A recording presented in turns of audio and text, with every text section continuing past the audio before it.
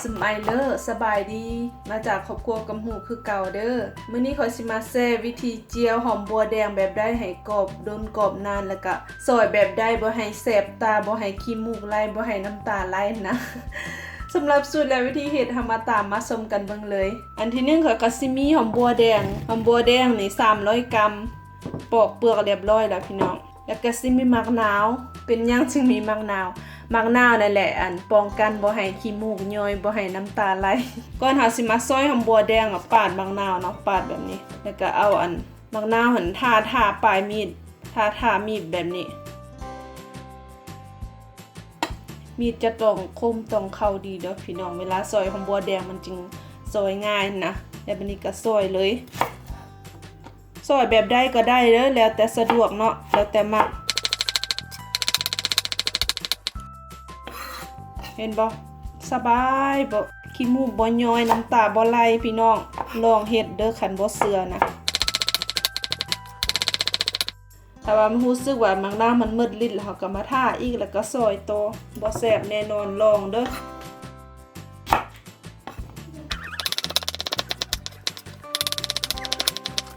บ่แซ่บพี่น้องขี้มูกบ่ย้อยน้ำตาบ่ไหลแล้วบัดนี้สบายเลยสิเอามาเป็นโล2โลซอยก็ได้พี่น้องแล้วบัดนี้ขอสิไปเจียวตั้งหม้อแล้วก็ใส่น้ำมัน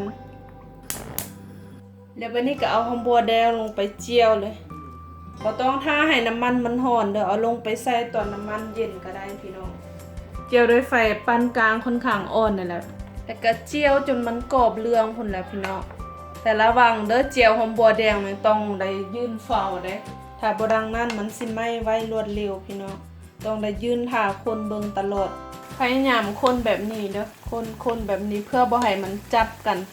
ป็นก้อนนะพี่น้องเดี๋ยวเห็นบ่มันเริ่มเรื่องแล้วบัดนี้ก็พยายามคนแบบนี้แหละช่วงนี้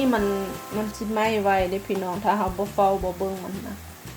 เห็นบ่มันเริ่มเปลี่ยนสีเริ่มแบบเรื่องอ่อนๆนะใกล้สิได้แล้วนี่แต่เขาต้องคนแบบนี้ตลอดเลยตอนนี้นี่ปิดไฟเลยพี่น้องเด้เห็นบ่สีมันเริ่มเรื่องแบบนี้แล้วปิดไฟเลยปิดไฟแล้วก็คนแบบนี้ถ้าเราบ่ปิดไฟมันสิไหม้ก่อนนะเวลากินบ่แซ่บมันคมเลยเด้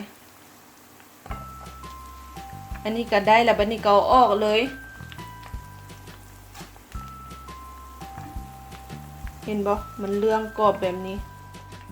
แล้วบัดนี้ก็เอาไปทอดใส่ในกระตาแบบนี้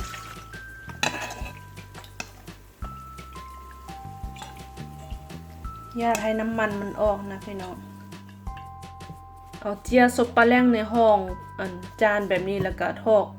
พึ่งปลาไว้ให้มันแห้งให้มันเย็นนะเคี่ยให้มัน